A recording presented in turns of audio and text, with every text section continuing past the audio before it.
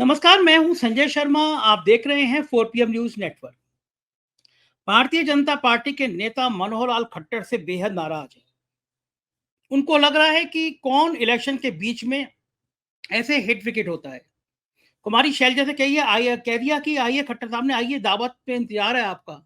हमारा घर स्वागत के लिए सज गया है। और शैलजा जी ने कह दिया कि मैं तिरंगे में लपेट के ही मरना पसंद करूंगी। रणदीप सुरजेवाला ने कहा कि हम लोग 3 लोग हैं उम्मीदवार, लेकिन पार्टी हाईकमान पर मिलजुल के हम लोग फैसला करेंगे। जाहिर है, बीजेपी के सामने हरियाणा में अब कोई विकल्प बचा नहीं है। जो माहौल बन रहा है वो भाजपा के बहुत खिलाफ है। क्या होगा हरियाणा में, तस्वीर अब दिख रही है। अभय दुबे जी ने आज विस्तार से मुझे बातचीत में बताया कि तस्वीर दिख रही है। आज बातचीत में हम लोगों ने यह भी कहा कि जो लोग कहते हैं बार रुकवा दी पापा ने रूस और लड़ाई रुकवा दी रूस की। तो वो जो ख्याली पुलाव बना रहे थे लोग कि पापा गए और रूस की लड़ाई रुक गई, एकदम रूस शांत हो गया। तो आखिर इसके पीछे है क्या? और जब विदेश नीति की बात आती है, लोग कहते हैं कि विदेश नीति का डंका बज रहा है, तो हमारे पड़ोसी देश एक के बाद एक करके हमसे अलग हो रहे हैं। श्रीलंका और बांग्लादेश में सरकार पलटी। बांग्लादेश के प्रमुख को जिस तरह अमेरिका में बाइडेन ने बुला के गले लगाया, वो फोटो वायरल हो रहा है। श्रीलंका में, बांग्लादेश में, दोनों जगह अडानी ग्रुप के बड़े इन्वेस्टमेंट हैं। बिजली परियोजना में बड़ा इन्वेस्टमेंट है। जो हालात हैं, उन दोनों सरकारों ने अडानी ग्रुप को टाटा बाय बाय कर दिया। इंडियन एक्सप्रेस में विस्तार से खबर छपी है। मैंने जानना चाहा कि अब मोदी सरकार किस तरह अडानी ग्रुप को बचा सकती है। अभय दुबे जी से मैंने पूछा कि अगर हरियाणा, महाराष्ट्र और कश्मीर में चुनाव हार गए, तो फिर मोदी जी को क्या प्रधानमंत्री संग रहने देगा? बहुत बढ़िया बातचीत है, जरूर सुनिएगा, अपनी राय से अवगत कराइएगा। चैनल को ज्वाइन करना और सब्सक्राइब करना ना भूलें। चलते हैं अभय दुबे जी के पास। 4 PM न्यूज नेटवर्क में स्वागत है आपका अभय दुबे जी। रणदीप सुरजेवाला ने बयान दिया है कि भाई, कांग्रेस में हम 3 मुख्यमंत्री पद के उम्मीदवार हैं, लेकिन पार्टी का फैसला अहम है। जब हम लोग रिजल्ट आ जाएगा, मिलके बैठेंगे, तय करेंगे। उधर खट्टर साहब ने बड़े जोर शोर से शैलजा जी को आमंत्रित कर दिया, आइए, पार्टी में स्वागत है आपका, हम आपको आंखों पलकों पे बैठा के रखेंगे। लेकिन शैलजा जी ने बयान दे दिया कि हमारे पिता भी ऐसी ही तिरंगे में लपेट के गए। हम, मैं भी चाहती हूँ जब मैं मरूं तो तिरंगे में लपेट के जाऊं।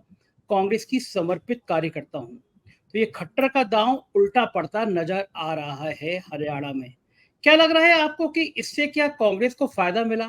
खट्टर ने जो बयान दिया शैलजा को, ये क्या बैकफायर किया? और हरियाणा में खट्टर को लेकर क्या उतनी सहानुभूति है बीजेपी के अंदर, या नाराजगी है? शैलजा, ऑपरेशन शैलजा, क्या ये कामयाब रहा? दलितों में संदेश देने में फायदा रहा, या फिर नुकसान कर लिया खुद बैठे बिठाए भाजपा ने?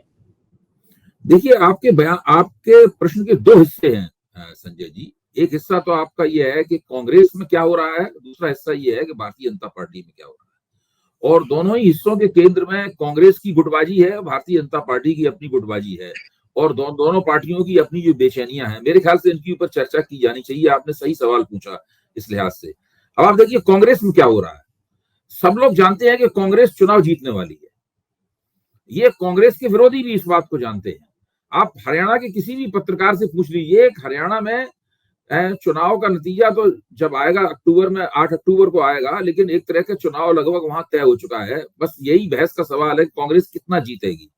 कांग्रेस 60 सीटें जीतेगी, 65 जीतेगी, या 70 तक चली जाएगी, या केवल उसको एक स्पष्ट जो 46 सीटें चाहिए बहुमत के लिए, आपको 46 और 50 के बीच में मिलेंगी। बहस इस बात पे है। भारतीय जनता पार्टी वहां चुनाव जीत सकती है, ये तो किसी के लिए भी अकल्पनीय है। वो तो बहुत बड़ा चमत्कार हो जाएगा अगर भारतीय जनता पार्टी वहां चुनाव जीत जाए। वो चमत्कार कैसे घटित होगा, कम से कम मैं तो नहीं बता सकता हूँ। ऐसा कोई दूर दराज तक समय भी ज्यादा नहीं रह गया है, और प्रधानमंत्री ने आज तक केवल हरियाणा में एक रैली की है।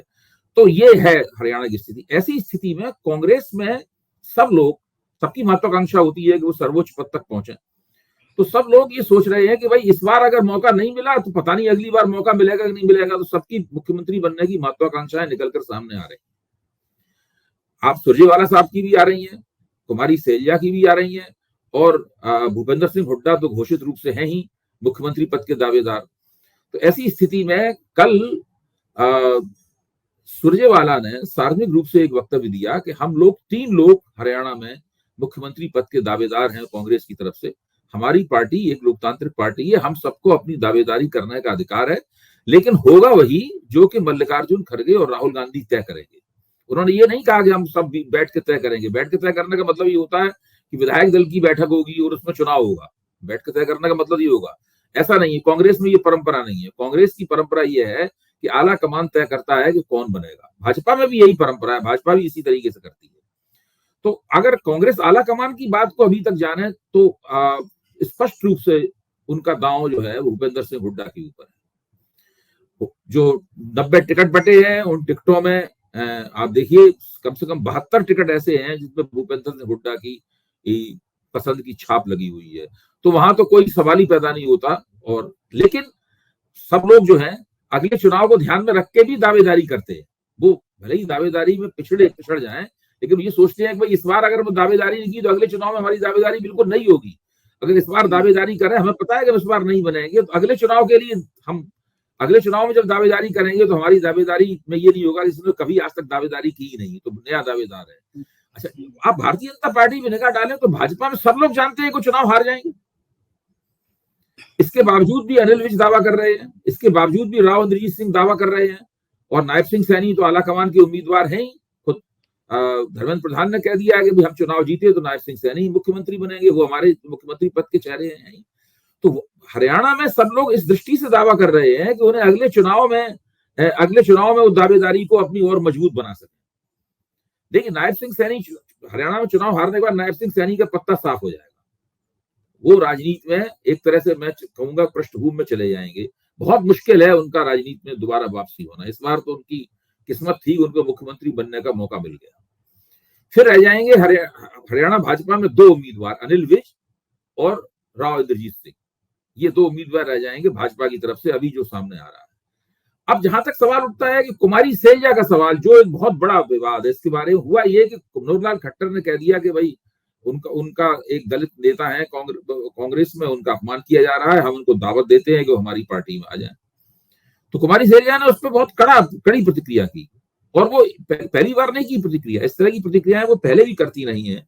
और उन्होंने साफ तौर पर कहा कि जिस तरह मेरे पिताजी तिरंगे में लिपट के गए थे, मैं भी तिरंगे में ही लिपट के जाऊंगी, कांग्रेस की हूं मैं और कांग्रेस की ही रहूंगी।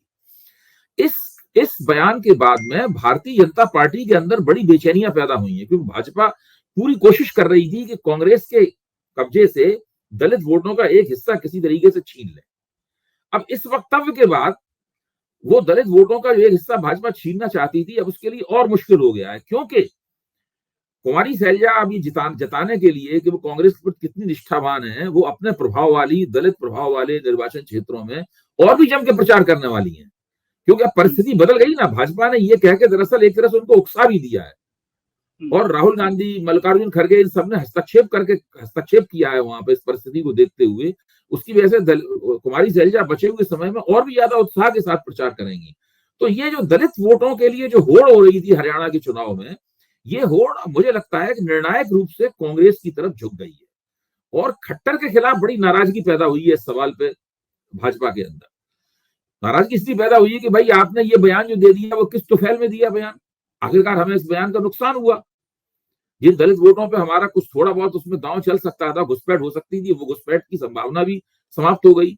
और दूसरे लोगों को हरियाणा में भाजपा के कार्यकर्ताओं को ये देख के खासी चिढ़ है, खिसियाहट हो रही है कि भाई इस बंदे को तो अभी अभी मुख्यमंत्री पद से हटाया गया था। एक तो टिकट बांटने में इसने हस्तक्षेप किया और बहुत सारे टिकट अपने कहने पे दिए। मुख्यमंत्री को अपने पसंदीदा निर्वाचन क्षेत्र से नहीं लड़ने दिया इस व्यक्ति ने, उनको लाडवा भेज दिया लड़ने के लिए, जहां पिछली बार भाजपा का उम्मीदवार 12,000 वोट से कांग्रेस से हार गया था। तो ऐसी अब ये आदमी इस तरह के रणनीतिक बयान भी दे रहा है जिससे पार्टी को नुकसान हो रहा है। तो खट्टर साहब तो लोग कह रहे हैं, खट्टर साहब तो ने तय कर लिया है कि भाजपा का पूरी तरीके से कबाड़ा करके मानेंगे। एक तो 9.5 साल के शासनकाल में सारी एंटी इनकम्बेंसी खट्टर साहब के कारण जमा हुई। उन्होंने जो घटिया किस्म का शासन प्रशासन चलाया वहां पर, मतलब खट्टर साहब को देश के सबसे बुरे मुख्यमंत्रियों में उनकी गिनती होती थी।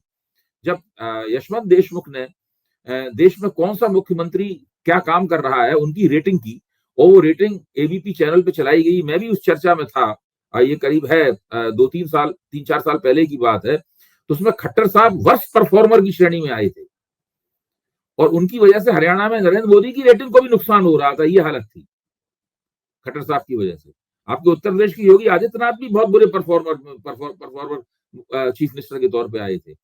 तो खट्टर साहब जो है वो हरियाणा में भाजपा का कबाड़ा करने के लिए में तुले हुए हैं, और ये चीज भाजपा के कार्यकर्ताओं को साफ तौर पे देख रही है, दिख रही है। और इसलिए सबसे ज्यादा चिड़ा हुआ अगर किसी व्यक्ति के प्रति चिड़ पैदा हो रही है भाजपा में, तो वो मनोहर लाल खट्टर के प्रति हो रही है।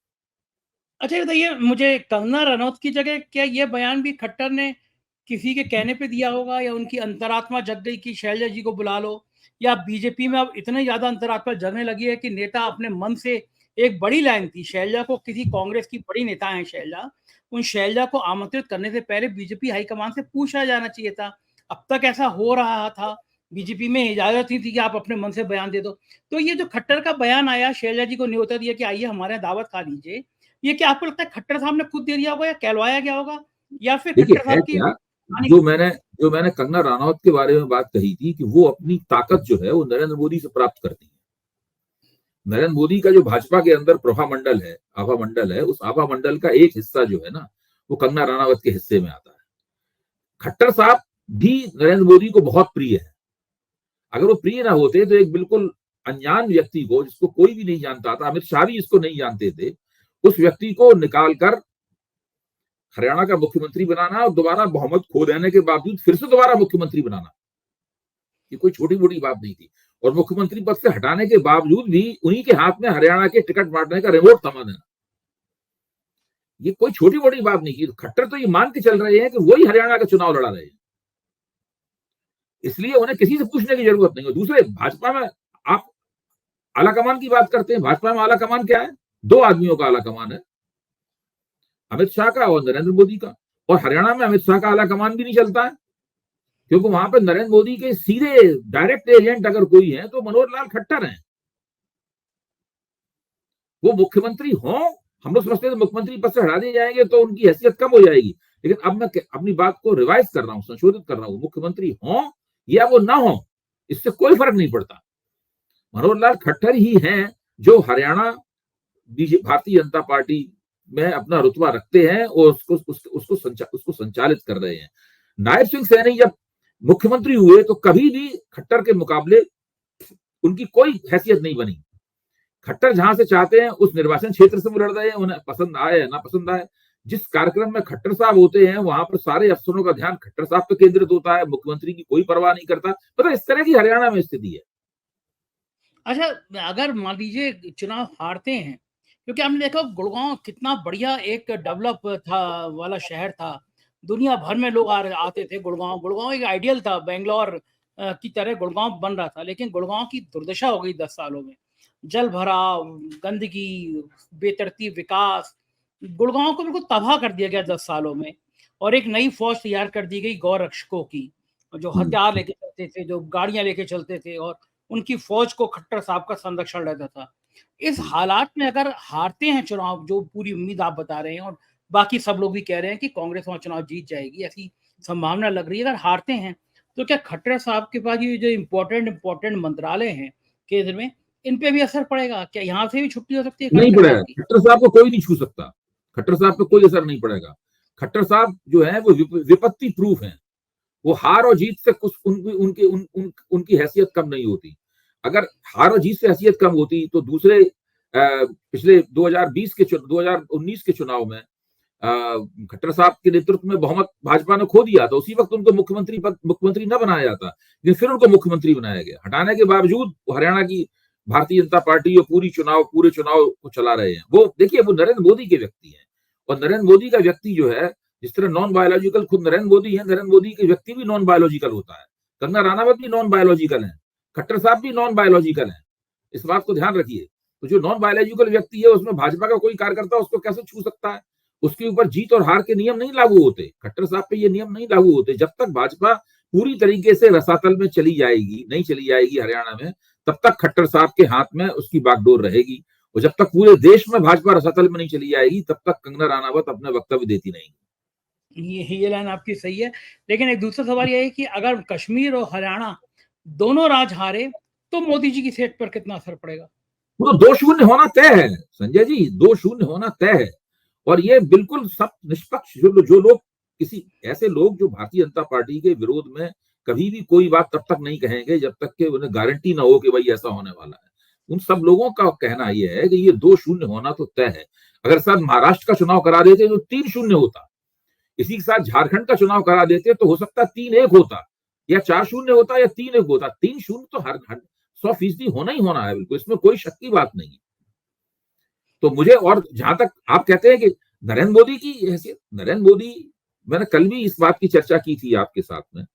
मेरा मानना यह है कि नरेंद्र मोदी अब इस कभी भी अपने मुंह से वो नहीं कहेंगे, जिस तरीके से देश में चुनाव हो रहे हैं, भारतीय जनता पार्टी का ग्राफ नीचे जा रहा है, और वो रूस यूक्रेन युद्ध रुकवाने में लगे हुए हैं, और वो क्वाड का तथाकथित नेतृत्व अखबारों में लिखा है, डिफेक्टो लीडर नरेंद्र मोदी को आ रहा है, डिफेक्टो लीडर ऑफ क्वाड। तो वो ये सब करने की कोशिश कर रहे हैं। विदेश नीति हिंदुस्तान में कोई तीर मार नहीं पा रहे हैं, और विदेश की धरती पे तीर मार के सोचते हैं कि हिंदुस्तान की पॉलिटिक्स उनके पक्ष में पलट जाएगी। हमेशा ये करते थे ना कि हमेशा जाते थे, लेकिन आपने विदेश नीति की बात की तो एक बड़ा मुद्दा आजकल छाया रहा है। इंडियन एक्सप्रेस ने रिपोर्ट दी है, अपोजिशन ने भी कहा है कि दो हमारे पड़ोसी देश में सरकारें बदली, बांग्लादेश में भी, श्रीलंका में भी, और दोनों में अडानी का बहुत बड़ा स्टेक लगा हुआ था। वहां की बिजली परियोजनाएं अडानी ग्रुप संचालित कर रहा था, हजारों करोड़ का निवेश था। लेकिन दोनों राज्यों में अब स्थिति है कि अडानी ग्रुप को वहां पे बहुत बड़ा झटका लगने वाला है। तो आपको लगता है कि झटके को रोकने के लिए भी मोदी आगे आगे आएंगे, या अडानी ग्रुप पीछे हटेगा? और क्या लग रहा है कि अडानी ग्रुप को यहाँ पे निवेश करना भारी पड़ गया? क्या स्थिति बनेगी इन हालातों में? संजय जी, आप थोड़ा भूतकाल में बोल रहे हैं। ताजा खबर मैं आपको बताता हूँ। ताजा खबर यह है कि श्रीलंका और बांग्लादेश दोनों जगह से अडानी ने निकलने के लिए पूरी योजना बना ली है। जैसे ही वहां पे सत्ता बदली थी, वैसे ही गौतम अडानी ने भारत सरकार को अर्जी दे दी थी। उनका झारखंड स्थित जो प्लांट है, जहां जो बिजली पैदा होती है, उस बिजली से वो बिजली वहां सप्लाई करते थे। उनको पूरा यकीन था कि जब सरकार बदलेगी, ये सरकारें भारत विरोधी सरकार होंगी, यानी मतलब मोदी के दबाव में नहीं होंगी सरकारें किसी भी तरीके से। तो सबसे पहला जो व्यवसायिक प्रभाव होगा वो गौतम अडानी के ऊपर। गौतम अडानी एक बात के लिए काफी बदनाम है सब जगह, वो जो भी उन्हें चीज मिलती है बेचने के लिए, उसको वो बहुत महंगा बेचते हैं।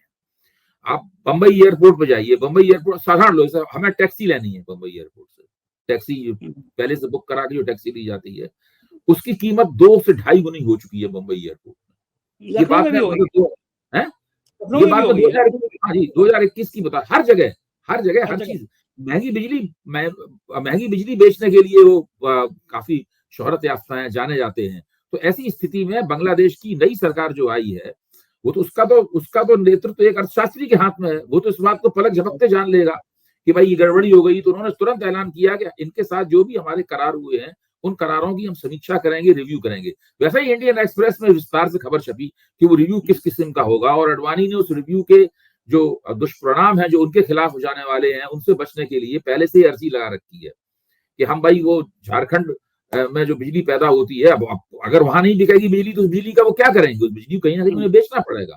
तो उसके लिए उन्होंने भारत सरकार से कॉन्ट्रैक्ट कर लिया है, और मोदी जी तो मोदी जी के सबसे ज्यादा प्रिय है, तो फटाफट उनको इजाजत भी मिल गई है। यहाँ तक के उन्होंने कहा था कि उन्होंने बताया था कि यहाँ से हम कनेक्शन करेंगे, ग्रिड जो है, पावर ग्रिड के साथ कनेक्शन जोड़ना पड़ेगा ना बिजली सप्लाई करने के लिए, तो यहाँ से हम कनेक्शन कराएंगे। उनकी बात में कभी इतना संशोधन किया गया है कि जहां से वो कनेक्शन चाहते थे, वहां कनेक्शन देकर किसी दूसरी जगह पे, हम नाम भूल रहा हूँ, दूसरी जगह उसको पावर ग्रिड पे कनेक्शन दिया जाएगा। तो सारा उन्होंने सेट कर लिया है। वहां से निकलना श्रीलंका में तो जो राष्ट्रपति चुने गए हैं वो मार्क्सवादी हैं, जनता विमुक्त पेरोमना के नेता है, जो पहले एक मतलब उग्रवादी और सशस्त्र संगठन कहलाता था, उसके नेता हैं वो। उसमें काफी उस संगठन के किरदार में परिवर्तन हुआ है, वरना एक जमाने में तो उसके खिलाफ बड़ी जबरदस्त दमनकारी कार्रवाई हुई थी। तो वो तो अडानी को किसी कीमत पे वहां बर्दाश्त नहीं करेंगे। तो अडानी का वहां से भी जाना तय है, बांग्लादेश से भी जाना तय है, और उन्होंने वहां से अपनी बिजली किस तरह वो भारत को बेचेंगे और कहाँ बेचेंगे, और पावर ग्रिड जो है उसमें कहां से उनको कनेक्शन प्राप्त होगा, ये सारी सेटिंग उन्होंने यहाँ पे पूरी कर ली है। तो मोदी जी और अडानी की जो यारी है, जिसको हम लोग कहते हैं क्रोनी कैपिटलिज्म इसी कहा जाता है, वो यारी इस मामले में भी साफ तौर पर दिख रही है, और उसके तमाम प्रमाण इंडियन एक्सप्रेस के पहले पन्ने पर प्रकाशित हो रहे हैं। अच्छा, वो जो बांग्लादेश के निर्वाचित राष्ट्रपति, उनको बाइडेन ने जो गले लगाया है, जो भाव के बॉडी लैंग्वेज वाली फोटो है, वो पूरी जगह सोशल मीडिया में वायरल हो रही है, और लोग तो ये भी कह रहे हैं कि अमेरिका ने जिस तरह से बांग्लादेश को सपोर्ट करना शुरू किया है, यानी भारत के मोदी जी की जो विदेश नीति थी, मान लीजिए अडानी को सपोर्ट करने वाली जो नीति थी, वो तो फिर अमेरिका भी बांग्लादेश के राष्ट्रपति को इतने प्यार से दुलार करके वो भी नुकसान पहुंचाएगा। ये कोई रहस्य नहीं है, कोई छिपी हुई बात नहीं है। जो शेख हसीना की सरकार थी उससे अमेरिका बहुत नाराज था। हाँ। एक तरह से इस बात को कहा नहीं जाता, सबूत नहीं है इस बात के, लेकिन जो जो लोग एस्पियनेज यानी अंतरराष्ट्रीय गुप्तचर्या की अंदरूनी बातें जानते हैं, उनका कहना यह है कि अमेरिका ने एक तरह से अल्टीमेटम दे दिया था शेख हसीना को कि अगर आप खुद छोड़ के नहीं जाती हैं तो हम आपके खिलाफ जो है अब आपको निपटा देंगे, आपको यानी कू कर देंगे। कू मतलब आपके खिलाफ एक तरह का विद्रोह भी ऑर्गेनाइज कर सकती है CIA। दूसरी इस प्रकार की हवाओं में इस प्रकार की खबर थी और इसके तमाम अंदेशे थे इस प्रकार के। तो शेख हसीना के जाने से अमेरिका बहुत खुश हुआ है और शेख हसीना मोदी जी में खूब पटती थी। अभी भी शेख हसीना मेरे घर से थोड़ी दूर हिंडन में ही रह रही हैं। तो ये तो जो पूरा बांग्लादेश का पूरा प्रकरण हुआ है ना, उस पूरे प्रकरण में भारतीय सुरक्षा प्रतिष्ठान है उसकी बहुत पोल खुली है, उसकी बहुत बेइज्जती हुई है और सारी दुनिया में इन लोगों की इस बात के लिए खिल्ली उड़ी है। और जो नए हैं मोहम्मद यूनुस के साथ में अमेरिका के मधुर संबंध, और जो वकारुल जमा जो नई जो सेना अध्यक्ष हैं उन्होंने आज ही बयान दिया है कि वो कुछ भी हो जाए वो नई सरकार को अपना समर्थन देना बंद नहीं करेंगे। तो अब इस वक्त दक्षिण एशिया की जो राजनीतिक स्थिति है वो और जो शक्ति संतुलन है दक्षिण एशिया में वो भारत के खिलाफ हो गया है। शक्ति संतुलन श्रीलंका पूरी तरीके से भारत के दायरे से, भारत की कक्षा से बाहर चला गया है। बांग्लादेश पूरी तरीके से भारत की कक्षा से बाहर चला गया है। मालदीव पहले से ही भारत की कक्षा से बाहर था। बर्मा भारत की कक्षा से बाहर है। तो एक जमाने में जो नेपाल भारत की कक्षा से बाहर है, कहीं चीन का प्रभाव है, कहीं कुछ मतलब इस तरह के तमाम स्थिति है। तो भारत के सुरक्षा प्रतिष्ठान और विदेश नीति का बहुत बड़े पराभव के दौर से गुजर रही है। लेकिन नोएडा के एंकर ये कह रहे थे कि रूस और यूक्रेन का युद्ध रुकवाया है साहब, गए हो देखो शांति बहाल हो गई। मतलब वो बड़ा सोशल मीडिया में मीम भी चला कि पापा ने बाढ़ रुकवा दी पापा ने, तो वो जो चल रहा था। तो ये तो अगर विदेश नीति का इतना फेलियर है, आजकल तो एक पिक्चर बन रही है डोभाल साहब पे, बड़ी धुरंधर नाम है शायद उस पिक्चर का। तो मैं तो ये देख के हैरान हूँ कि मोदी जी की जगह डोभाल साहब पे पिक्चरें बनने लगी। अब एक नए देश के नायक डोभाल साहब नजर आ रहे हैं। तो ये इन सब में क्या कहानी? ऐसा एक भक्त मंडली है। तो कुछ भक्त जो अब उतना भक्त नहीं रह गए हैं वो बताते हैं कि ये भक्त मंडली भाजपा को कितना नुकसान पहुंचा रही है। हाल ही में चेतन भगत का एक लेख प्रकाशित हुआ, तो चेतन भगत ने उसमें अल्ट्रा भक्त शब्द इस्तेमाल किया। अल्ट्रा भक्त यानी जो अति भक्त है मतलब है। तो अल्ट्रा भक्तों से भाजपा को पहले फायदा होता था लेकिन अब नुकसान हो रहा है। मेरा तो मानना है कभी फायदा नहीं होता। इस तरह की भक्त मंडली भले ही नेताओं के मन में गुदगुदी पैदा करे और शोरगुल, ये लोग कोलाहल बहुत करते हैं, ये लोग शोरगुल बहुत करते हैं, लेकिन बहुत जल्दी ही आम लोग जो होते हैं, निष्पक्ष लोग होते हैं, जो तनाव नहीं चाहते समाज में, बहुत ज्यादा हायतोबा नहीं चाहते, उनको बुरा लगना शुरू हो जाता है और फिर इस तरह के भक्त जितना बोलते हैं उतना ही नुकसान भी होता है। यहाँ तक कि जो पहले फायदा हो रहा था उसका दूना नुकसान होता है। तो ये एक अल्ट्रा भक्त का हमने आपको पढ़ के सुनाया था, पोस्ट पूरी पढ़ के सुनाई थी है। इस तरह के अल्ट्रा भक्त जो होते हैं ना, जो नेता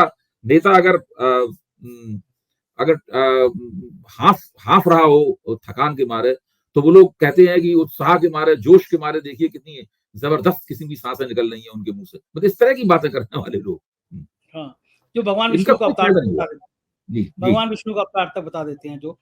लेकिन एक बताइए, इन परिस्थितियों में क्या सरकार के पास कोई ऐसा बताने वाला नहीं होता, कोई सोशल मीडिया की टीम का एक्सपर्ट नहीं होता, कोई इतना विद्वान नहीं होता जो बताते कि ये जो भक्त हैं ये आपको बहुत नुकसान पहुंचा रहे हैं, ये स्ट्रेटेजी आपको नुकसान पहुंचा रही है। उनका कोई बड़ा मंत्री ये कहने को तैयार नहीं होता कि आपको नुकसान हो जाएगा। सरकार इतने अंधेरे में रहती है क्या? उसके बाद इंटेलिजेंस नहीं होती जो ये बताए कि यहाँ गड़बड़ हो रही है, यहाँ सुधर जाइए, यहाँ पे नुकसान हो जाएगा। अब मैं आपको एक पुराना थोड़ा इतिहास का उदाहरण देता हूँ। जब इमरजेंसी लगी हुई थी और इमरजेंसी लगे हुए 17-18 महीने हो चुके थे, तो इंदिरा गांधी ने सोचा कि अपनी इंटेलिजेंस ब्यूरो IB से कहा कि भाई बताओ, अगर इस देश में मैं चुनाव अगर कराऊं तो कौन जीतेगा। तो IB ने रिपोर्ट दी कि आप जीतेंगे चुनाव। बहुत मशहूर है बात और वो प्रमाणित बात है, मतलब कोई अफवाह वाली बात नहीं कह रहा हूं मैं आपको, ये व्हाट्सएप यूनिवर्सिटी की बात नहीं है। आप जीतेंगे। इंदिरा गांधी ने उनकी बात पर भरोसा किया, इमरजेंसी हटा ली और चुनाव करवाए और सत्ता से बाहर हो गई उसके बाद। देखिए होता क्या है कि जब नेता निरंकुश हो जाता है, वो ऐसी कोई बात नहीं सुनना चाहता है जो उसको नाखुशगवार लगे। और उसके इर्द गिर्द जो लोग होते हैं वो उससे ऐसी कोई बात कहते ही नहीं है, भले ही तथ्य क्यों ना उसके पास हो, वो हमेशा ऐसी बात कहते हैं जिससे तानाशाह खुश रहे। तानाशाह को प्रसन्न करने वाले लोग, तानाशाह अपने आप को प्रसन्न करने वाले लोगों से घिरा होता है। उसमें बुद्धिजीवी भी शामिल हैं, अफसर भी शामिल हैं और जासूस भी शामिल हैं उसके अंदर। इस तरीके से बुलबुला बनता है बहुत बड़ा। उस बुलबुले में तानाशाह कैद हो जाता है। जब हारता है तब बुलबुला फूटता है। तो जिस तरह इंदिरा गांधी उस जमाने में एक बुलबुले में कैद थी, उसी तरीके से नरेंद्र मोदी भी एक बुलबुले में कैद है। वो तभी उस बुलबुले से बाहर निकलेंगे जब वो बुलबुला वोटर लोग फोड़ देंगे।